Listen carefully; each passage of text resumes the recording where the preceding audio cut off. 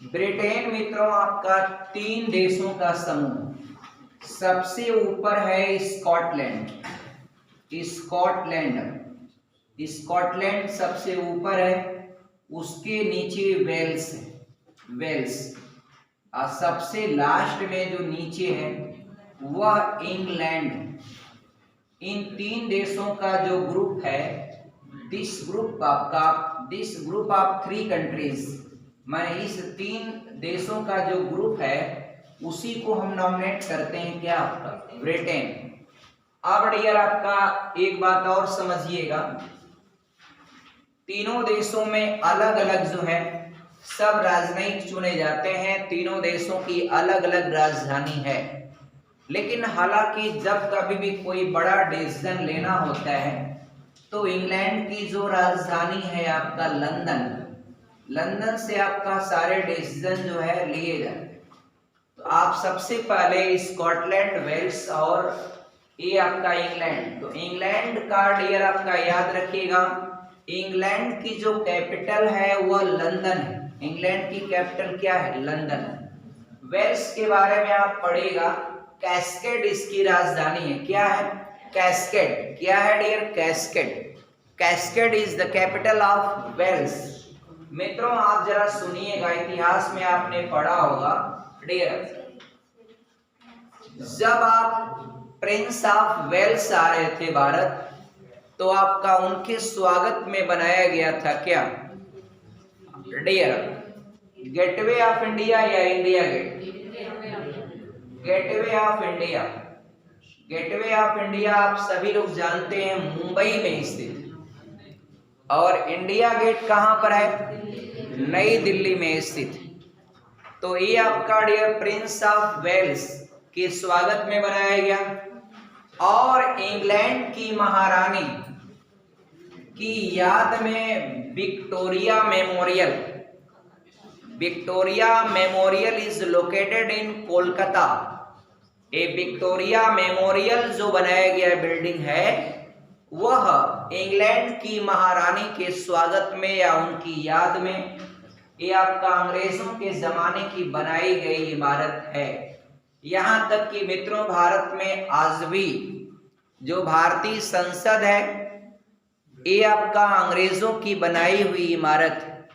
इसकी डिजाइन तैयार किया था किसने, हाँ डियर, लुटियंस ने। डियर क्या नाम था, ओके डियर, वेरी गुड। अब तो डियर भारत की नई आपका संसद भी आपका बन रहा है, लगभग आपका मेरे ख्याल से तैयार भी हो गया होगा। प्रोग्रेस रिपोर्ट हम आपको बताएंगे। और स्कॉटलैंड की राजधानी जो है ग्लासगो है। स्कॉटलैंड की राजधानी ग्लासगो याद रहेगा। और डियर स्कॉटलैंड के रहने वाले थे ए.ओ. ह्यूम, जिन्होंने 1885 में भारतीय राष्ट्रीय कांग्रेस की स्थापना किए थे। ये मैंने टोटल क्वेश्चन इतिहास का बताया आपको। देखिए स्कॉटलैंड जो हमारे यहाँ भारतीय राष्ट्रीय कांग्रेस है, आपको पता है मित्रों ये आजादी से पहले की पार्टी, आजादी जब देश आजाद नहीं हुआ था उससे पहले की पार्टी है कौन, भारतीय राष्ट्रीय कांग्रेस। और इसकी स्थापना अंग्रेजों ने किया था। एक अंग्रेज से स्कॉटलैंड के ए.ओ. ह्यूम, इन्होंने भारतीय राष्ट्रीय कांग्रेस की स्थापना की थी 1885 में। तो डियर इस स्कॉटलैंड को आप उनके नाम से याद रखिएगा, वो वेल्स। तो यहीं के प्रिंस ऑफ वेल्स आए थे, जिनके स्वागत में गेटवे ऑफ इंडिया को तैयार किया गया था। और तीसरा आपका है डियर इंग्लैंड की राजधानी ये आपका कैपिटल जो है लंदन है, और वेल्स की राजधानी आपका कैस्केड, और स्कॉटलैंड की राजधानी ग्लासगो, आप याद रखिएगा। इसके अलावा मैं आपसे बात करूंगा कि इंग्लैंड की जो महारानी है उनके स्वागत में कोलकाता में, आप लोगों को पता होगा कि 2011 से पहले 2011 का नहीं 1911 से पहले भारत की राजधानी कोलकाता थी डियर। क्या था, कोलकाता। बाद में जब दिल्ली दरबार लगा था उसी में डिसाइड किया गया कि राजधानी आपका कोलकाता से हस्तांतरित होगी कहाँ, दिल्ली। तब से आपका फिर दिल्ली हुआ, आपका घोषणा हुआ उस दिल्ली दरबार में। इतिहास की बात उतना डीप हम नहीं जाएंगे, जो कंटेंट हमको मिल रहे हैं वो बताने की कोशिश कर रहे हैं। और आप जो कंटेंट हम आपको बता रहे हैं मित्रों, वह यही क्लास में ही पूरा याद कर लीजिए। आप जा करके शाम को बस सारे क्वेश्चंस का नोट बना लिया करिए, आपको कभी लाइफ में भूलेगा नहीं। आगे हम बात करेंगे डियर, तो इन तीनों को आप याद रखिएगा। इसके अलावा डियर, और इन तीनों में सबसे अधिक डेवलप्ड अगर पूछा जाए, डेवलपमेंट के दृष्टिकोण से सबसे ज्यादा डेवलप कौन है, तो आप बताइएगा इंग्लैंड। और डियर आप एक चीज और हमें बताइएगा, इंग्लैंड की जो महारानी, उनका निवास स्थान डियर उसको कहा जाता है बर्मिंघम पैलेस। आप देखिएगा मोबाइल या यूट्यूब में जब भी आप डालेंगे बर्मिंघम पैलेस, आप तुरंत आ जाएगा। इतना सुंदर सी इमारत, इंग्लैंड की जो राजधानी लंदन है उस लंदन के अंदर स्थित है बर्मिंघम पैलेस।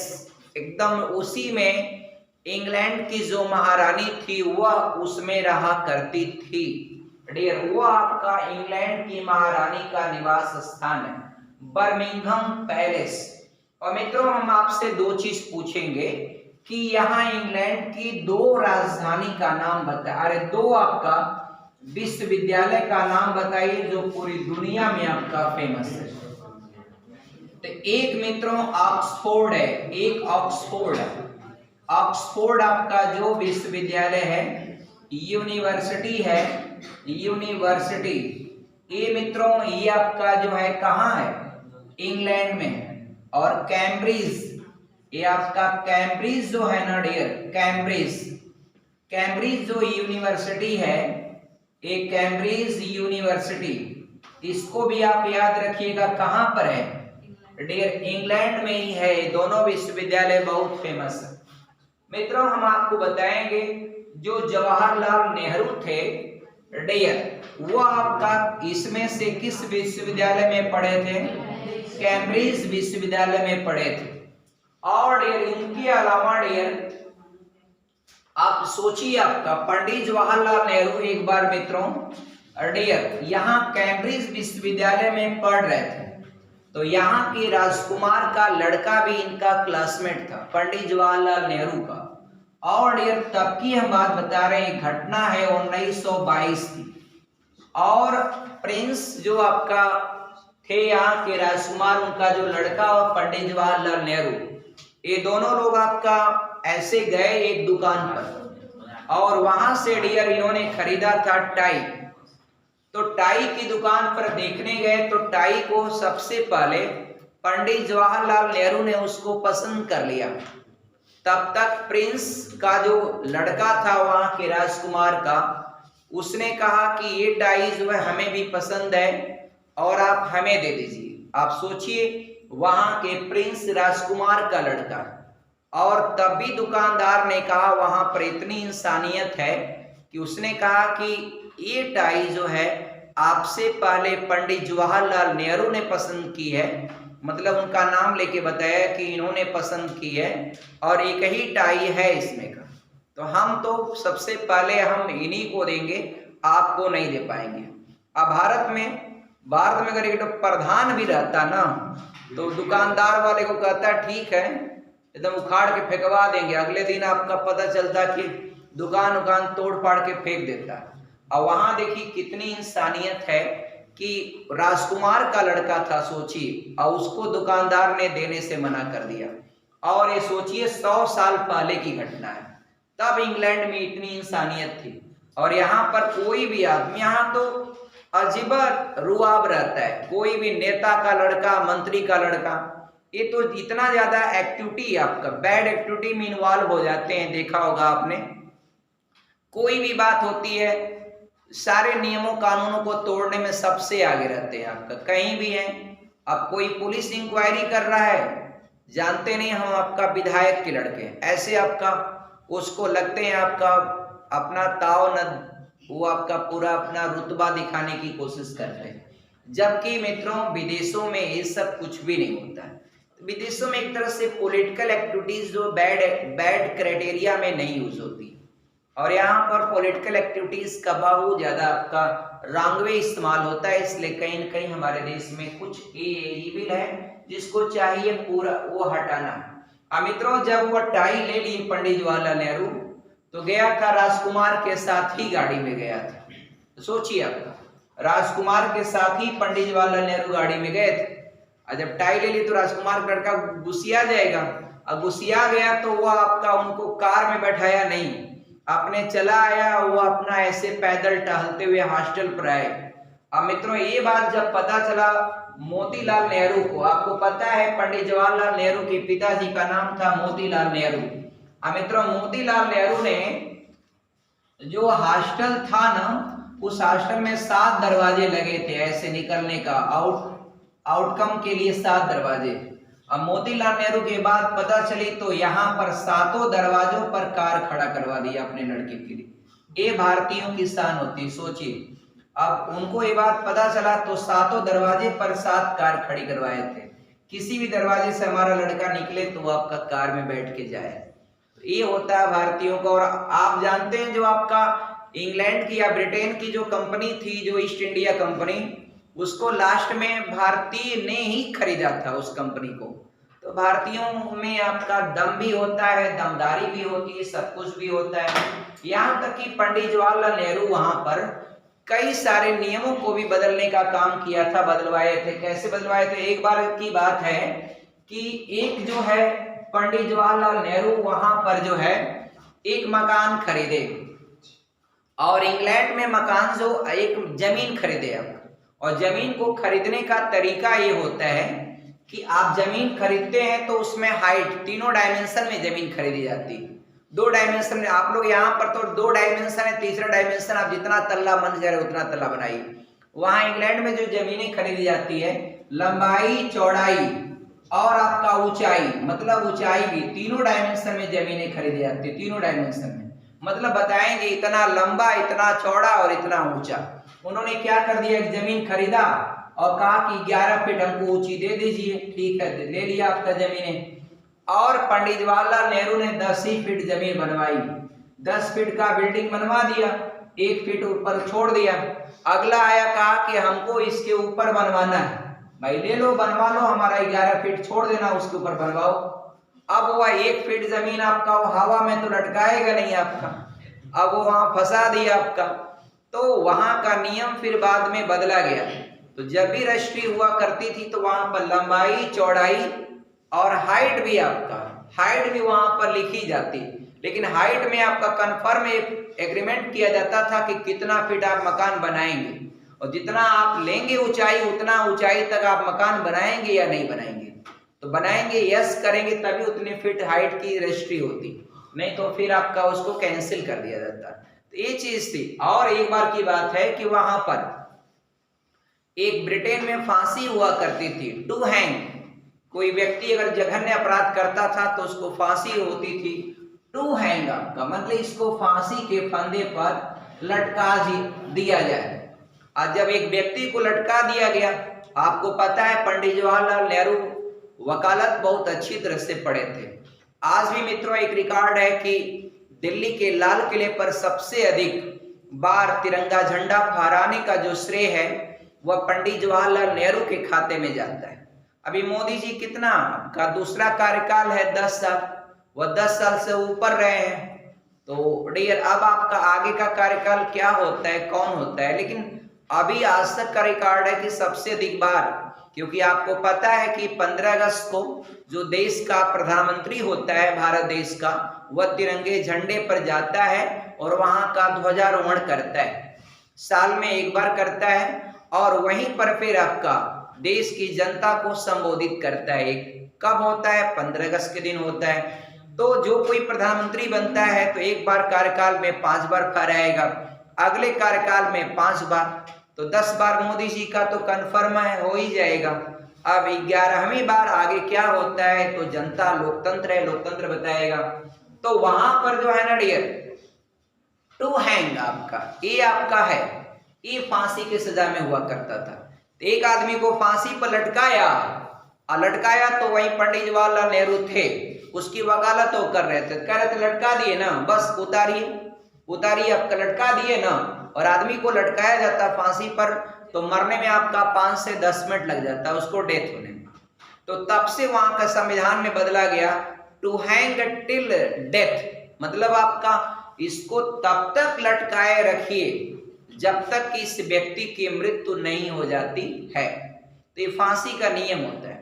और फांसी में एक और नियम होता है कि अगर फांसी को लटकाया और रस्सी अगर टूट गई तो फिर दोबारा आपका उस व्यक्ति को जो है हैंग करना दोबारा आपका, इसलिए जब कोई व्यक्ति की फांसी होती है तो उस रस्सी को जो है उसके भार के वजन के बराबर बहुत सारा मूल्यांकन होता है, हालांकि ऐसा होता बहुत कम है। आगे बढ़ेंगे, बहुत सारे नियम होते हैं। तो पंडित जवाहरलाल नेहरू आपका बहुत ज्यादा वहां पर बहुत सारे कानूनों को बदलने का काम उन्होंने किया था। और डियर आगे बढ़ेंगे डियर, एक बार डियर देखिए आपका यूरोप में ज्यादातर देखा जाए तो वहां जो गेम होती है ना डियर, वो आपका फुटबॉल ही गेम है। अगर मित्रों आपसे एक प्रश्न किया जाए कि दुनिया में कौन सा खेल है या किस खेल के दर्शकों की संख्या पूरे वर्ल्ड में सबसे ज्यादा है, तो आप बताएंगे किसको बताएंगे? ये आपका फुटबॉल को बताएंगे। किसको बताएंगे? फुटबॉल पूरे दुनिया में। और आपको पता है फुटबॉल का विश्व कप सबसे अधिक बार कौन देश जीता है? कौन देश जीता है? ब्राजील।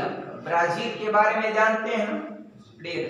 ब्राजील एक देश है, दक्षिणी अमेरिका महाद्वीप का बहुत बड़ा देश, और इतना बड़ा देश है कि उसमें आपका एक दुनिया की सबसे चौड़ी और बड़ी प्रवाह के हिसाब से सबसे अधिक पानी को कंटेन करने वाली रिवर जो है वो अमेजन नदी आपका वो ब्राजील में बहती है। और अमेजन नदी के दोनों किनारे पर जो अमेजन नदी बेसिन है, यानी जो इलाका है पूरा, उस इलाके में दुनिया के सबसे चौड़े पत्ते वाले जो वन पाए जाते हैं, इसलिए पूरे विश्व का फेफड़ा उसको कहा जाता है। अमेजन के जंगल को आपका विश्व का फेफड़ा कहा जाता है।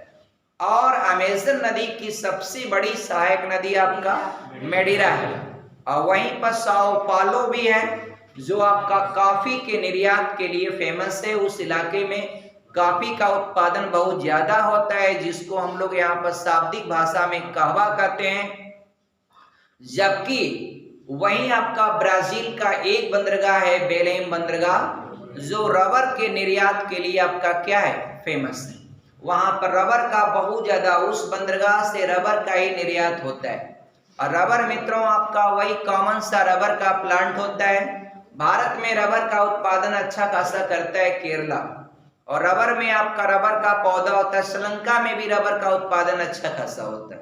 और रबर में यही होता है कि उसको एक जगह उसके स्टेम को, तना को काट करके वहां मटकी लगा दिया जाता है, एक बर्तन कंटेनर, उसमें उसका दूध निकलता रहता है, उसमें पूरा भर जाता है, उसको निकाल करके एक जगह ऐसे जैसे आपका पनीर उनीर बनाते हैं ना, वैसे आपका थपथपा के उसको रेडी कर देंगे, चौकोर काट करके रबड़ को ये कर देंगे। फिर उसको जो भी कुछ बनाना होता है अलग अलग अपने आवश्यकताओं के अनुसार वो सामान बनाते हैं। और आपको एक बात और जानकारी होना चाहिए कि रबर जो होता है, रबर को जब भी आप खींचेंगे, ये रबर है ना आपका, ये रबर है ना आपका, आपने इसको खींचा छोड़ा, तो ज्यों खींचा फिर छोड़ा तो वो अपने प्रारंभिक अवस्था में चला जाता है। तो ये आपका यानी है रबर एक पदार्थ, उस पदार्थ के अंदर एक गुण पाया जाता है। ये जो रबर का जो गुण होता है, प्रॉपर्टी ऑफ क्वालिटी ऑफ या प्रॉपर्टी और क्वालिटी और मेरिट ऑफ जो है रबर, तो इसका डियर आपका इलास्टिक बोलते हैं, रबर को अंग्रेजी में इलास्टिक। तो इसका जो ये प्रॉपर्टी है, जिस प्रॉपर्टी से ये आपका अपने प्रारंभिक अवस्था में चला जा रहा है, इस गुण को कहते हैं प्रत्यास्थता। यानी प्रत्यास्थता किसी पदार्थ का वह गुण है जिस गुण के कारण उसके ऊपर कोई बाह्य बल लगाकर उसके प्रारंभिक अवस्था को बदल दिया जाए, और ज्यों ही आपका वह बाह्य बल हटाएं, वह वस्तु अपने प्रारंभिक अवस्था को प्राप्त कर ले, तो उसका यह गुण जो होता है पदार्थ का, उसको कहते हैं प्रत्यास्थता।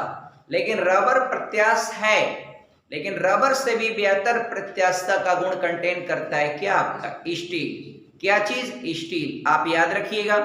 और कभी कभी मित्रों देखा होगा, जिससे रबर है ना इतना बड़ा, अब आप कस के खींच दिए, टूट गया, तो रबर को खींच दिया ना, तो ऐसा होता है कि जब इसको खींच देंगे, अब खींच दिया, फिर खींचने के बाद इसको नापिए तो मान लीजिए जितनी लंबाई का था उससे थोड़ा 2 सेमी बढ़ गया, तो 2 सेमी जो बढ़ गया, ये जो त्रुटि आई, ये जो फॉल्ट आया, इसी को कहते हैं विकृति।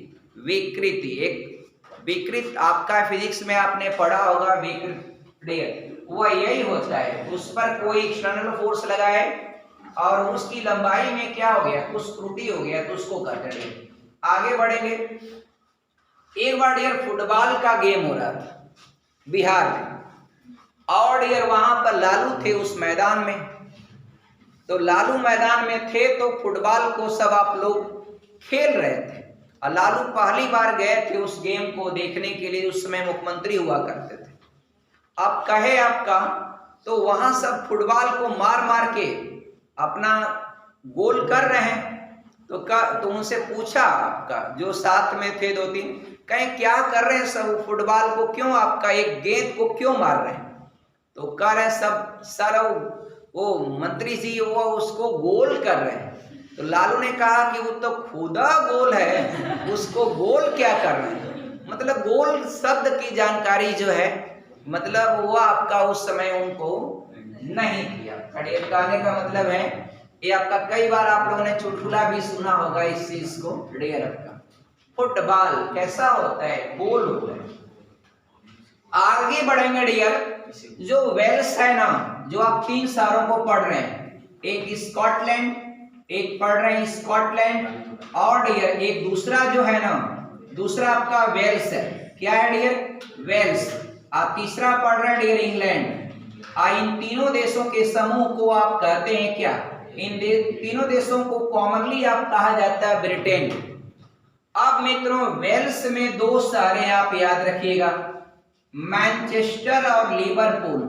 ये आपका मैनचेस्टर और आपका लिवरपूल, ये दोनों शहरें, आपका लिवरपूल, ये आपका दोनों शहरें वेल्स जो कंट्री है उसमें पड़ता है। कौन 2 शहरें? मैनचेस्टर और लिवरपूल। मित्रों पूरे वर्ल्ड में, पूरे विश्व में पहली बार जो है ट्रेन का संचालन हुआ था यहाँ पर। ट्रेन का संचालन कब हुआ था? 1825 ईस्वी में पहली बार। दुनिया में पहली बार बुलेट ट्रेन का संचालन वेल्स की 2 शहरें मैनचेस्टर और आपका लिवरपूल के बीच में किया गया था। जबकि एशिया में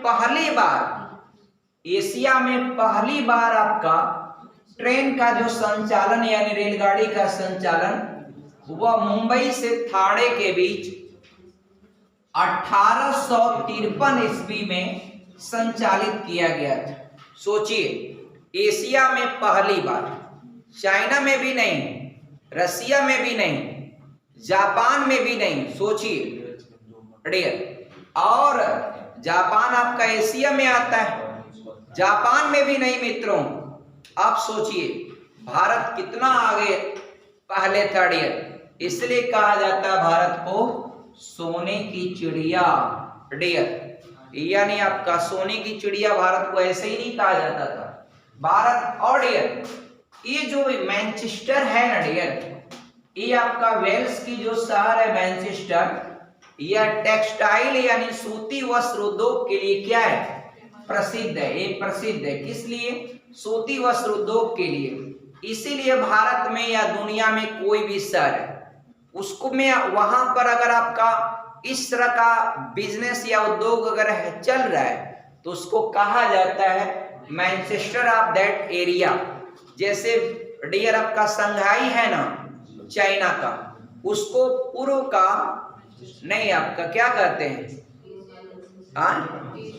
एशिया का मैनचेस्टर कहते हैं। पूर्व का मैनचेस्टर जापान का ओसाका शहर को कहा जाता है, और भारत में अहमदाबाद को डियर भारत का मैनचेस्टर कहा जाता है। यूपी यानी उत्तर प्रदेश का मैनचेस्टर कानपुर को कहा जाता है। ऐसे ही आप कोई कहेगा पूर्वांचल का मैनचेस्टर कौन सा है, तो मऊ जिला है पूर्वांचल का मैनचेस्टर, क्योंकि मऊ जिले में आपको पता है जितनी भी बनारसी साड़ियाँ होती हैं वो बनारस के नाम से तो जाती हैं, मगर वो ज़्यादा उस साड़ियों का जो उत्पादन होता है वो मऊ से होता है, और मऊ के आसपास का एरिया ये सब मुबारकपुर, मऊ और मऊ के शहर अहमदाबाद, गोहना, ये सारे एरियाओं में आपका कपड़ा उद्योग बहुत ज़्यादा मात्रा में होता है। तो हालांकि बनारस में भी अच्छा खासा कॉटन की मिलें हैं और इस तरह के चीज़ें हैं। तो डियर इस तरह की चीज़ों को आप जानिएगा, मैनचेस्टर किस लिए फेमस है इस चीज़ को आप जानिएगा। आगे बढ़ेंगे डियर, अगला एक और कंटेंट आप याद रखिएगा। एओ ह्यूम का पूरा नाम था एलन ऑक्टेवियस ह्यूम आपका, और इन्होंने 1885 में भारतीय राष्ट्रीय कांग्रेस की स्थापना किए थे। और डियर अब आप आगे जब बढ़ेंगे तो देखिए ये आपका संयुक्त राज्य जो है पूरा लिखा हुआ है डियर, तो देखिए ये आपका निचला हिस्सा इंग्लैंड हो गया, ऊपरा हिस्सा वेल्स हो गया, स्कॉटलैंड हो गया, लेकिन ये जो लिखा हुआ है आयरलैंड आपका, उसके ऊपर एक छोटा सा पीला सा है, तो ये जो पीला सा है इसको उत्तरी आयरलैंड कहते हैं। तो अगर इसमें शामिल कर दिया जाएगा, उत्तरी आयरलैंड को अगर इसमें इंक्लूड कर दिया जाएगा, आयरलैंड, उत्तरी आयरलैंड, नीचे वाला नहीं, नीचे वाले की राजधानी डबलिन है, वह एक अलग देश है। ये जो आयरलैंड है वो एक अलग देश है, इसकी राजधानी डबलिन है, लेकिन इसी के ऊपर एक छोटा सा हिस्सा है उसको लिखा हुआ उत्तरी आयरलैंड। हालांकि उत्तरी आयरलैंड इससे टच नहीं है, वो समुद्र से अलग है। और हालांकि एक बात और याद रखिएगा, ये जो यूरोप का जो है ना डियर, यूरोप का सबसे बड़ा आइलैंड वह ब्रिटेन को ही कहा जाता है। यूरोप का भूगोल के हिसाब से यूरोप का सबसे बड़ा आइलैंड यानी यूरोप का सबसे बड़ा द्वीप कौन सा है, तो आप बताएंगे ब्रिटेन, ग्रेट ब्रिटेन या ब्रिटेन का लीजिए। लेकिन अगर इसमें उत्तरी आयरलैंड को अगर आपने इंक्लूड कर दिया, अगर प्लस कर दिया, तो इन चारों देशों का जो समूह है उसको यूके बोला जाता है, यूनाइटेड किंगडम। क्या बोला जाता है? United kingdom. यानी मित्रों यूनाइटेड किंगडम जो है वह 4 देशों का एक समूह है डियर, आपको याद रहेगा। और उत्तरी आयरलैंड का भी राजधानी आप पूछेंगे तो उसकी राजधानी है क्या? बेलफ्रास्ट, कैपिटल है उत्तरी आयरलैंड का। तो सबकी राजधानी आपको याद रहेगा, इंग्लैंड का लंदन, वेल्स का कैस्केड और स्कॉटलैंड का ग्लासगो, और उत्तरी आयरलैंड की राजधानी डियर क्या है? बेलफ्रास्ट। बेलफ्रास्ट याद रखिएगा डियर। और ये जो आयरलैंड की बात मैंने आपसे किया है आयरलैंड का, तो यहां से भारतीय संविधान में नीति निर्देशक तत्व को लिया गया है। किस देश के संविधान से बार बार पूछता है। नीति निर्देशक तत्व का जो नीति निर्देशक तत्व जिसको डीपीएसपी कहते हैं डियर, डीपीएसपी कहते हैं डियर, इसको लिया गया है आयरलैंड के संविधान से। एक बात और, आयरलैंड डीपीएसपी को कहां के संविधान से लिया था? तो स्पेन के संविधान से लिया था। और डियर इसको बोलते हैं directory principle of state policy बोला जाता है डियर, आप इसको याद रखिएगा। डीपीएसपी या हमारे देश में नीति निर्देशक तत्व को भारतीय संविधान में किस कंट्री से लिया गया है, तो आप जवाब दीजिएगा क्या? आयरलैंड। एक बात और है कि आयरलैंड की उस महिला का नाम बताइए जो भारत की स्वतंत्रता में बहुत अच्छी तरह से भाग लिया था। आयरलैंड, उत्तरी आयरलैंड नहीं, आयरलैंड की महिला। तो आपने सही जवाब दिया एनी बेसेंट। क्या नाम था? Annie Besant. एनी बेसेंट यह वह महिला है जिन्होंने भारत की स्वतंत्रता में बढ़ चढ़ करके हिस्सा लिया। इनको जो है संबंधित किया जाता है, ये रहने वाली थी कहाँ के? आयरलैंड की रहने वाली थी। मित्रों याद रहेगा आप लोगों को। तो डियर डीपीएसपी या नीति निर्देशक तत्व पूछता है कि भारत के संविधान में नीति निर्देशक तत्व को किस देश के संविधान से लिया गया था? तो बताइएगा आयरलैंड, उत्तरी आयरलैंड नहीं, आयरलैंड। और आयरलैंड ने आपका ये चीज को किस देश से लिया था? तो स्पेन से लिया था। ये पूरे कंटेंट आपको तैयार रहेंगे डियर आपका। Thanks dear.